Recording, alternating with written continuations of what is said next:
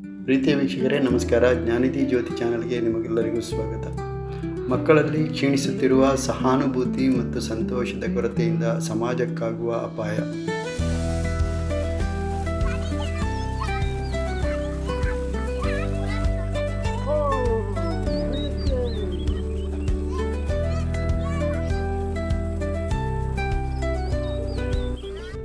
ಮಕ್ಕಳ ಬಾಲ್ಯದ ಜೀವನವು ಅತ್ಯಂತ ಮುಗ್ಧ ಮತ್ತು ಸಂತೋಷದಾಯಕ ಹಂತವಾಗಿದೆ. ಈ ಸಮಯದಲ್ಲಿ ಮುಗ್ಧತೆ, ಆಶ್ಚರ್ಯ ಮತ್ತು ಕುತೂಹಲ ಮಕ್ಕಳಲ್ಲಿ ಸದಾ ತುಂಬಿಕೊಂಡಿರುವುದು.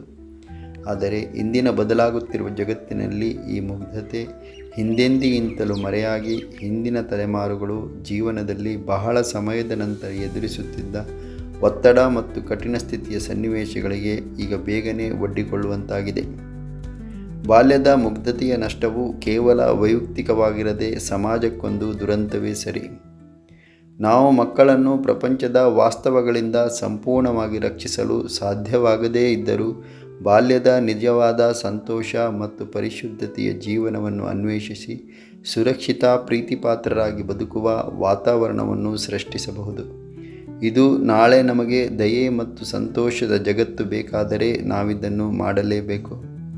ಭರವಸೆ, ದಯೆ, ಕಲ್ಪನೆಯನ್ನು ಜೀವಂತವಿರಿಸಬೇಕಾದ ಮಗುವಿನ ಮುಗ್ಧತೆಯು ಬೇಗನೆ ಮಸುಕಾಗಿ ಪ್ರಾಯೋಗಿಕವಾಗಿ ಬುದ್ಧಿವಂತವಾದರೂ ಭಾವನಾತ್ಮಕವಾಗಿ ದೂರ ಮತ್ತು ಸಹಾನುಭೂತಿಯ ಕೊರತೆ ಇರುವ ಪೀಳಿಗೆಯನ್ನು ಹುಟ್ಟುಹಾಕುವ ಅಪಾಯವನ್ನು ನಾವು ಎದುರಿಸುತ್ತಿದ್ದೇವೆ.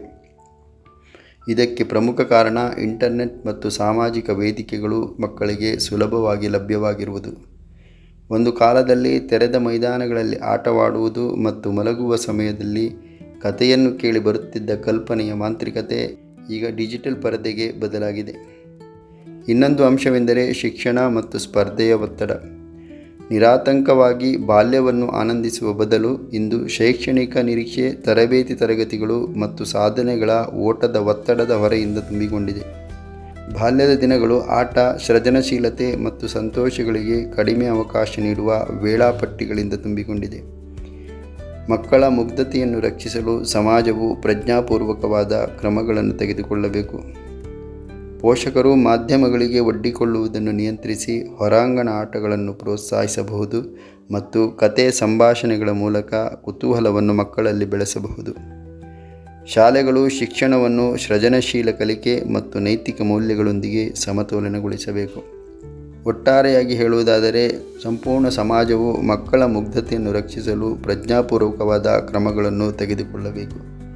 ವಿಡಿಯೋ ಇಷ್ಟವಾದರೆ ಸಾಧ್ಯವಾದಷ್ಟು ಶೇರ್ ಮಾಡಿ, ಸಬ್ಸ್ಕ್ರೈಬ್ ಮಾಡಿ ಮತ್ತು ಒಂದು ಲೈಕ್ ಕೊಟ್ಟು ಚಾನಲ್ಗೆ ಬೆಂಬಲವನ್ನು ನೀಡಿ. ಸರ್ವರು ಸಂತೋಷದಿಂದ ನಗುತ್ತಾ, ನಗಿಸುತ್ತಾ, ಆರೋಗ್ಯದಿಂದಿರಿ. ಸರ್ವರಿಗೂ ಶುಭವಾಗಲಿ. ಜೈ ಹಿಂದ್.